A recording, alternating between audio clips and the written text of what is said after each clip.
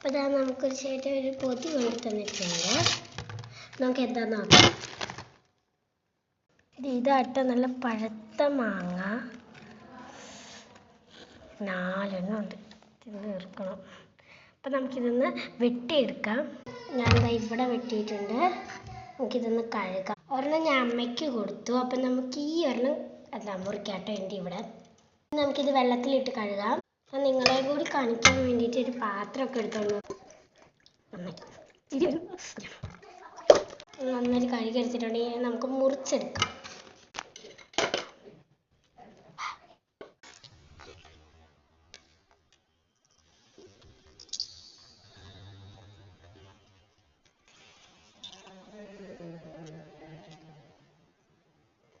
ഇതാ കൂടുതൽ വിശേഷങ്ങൾ പാർട്ട് 2 കാണാം.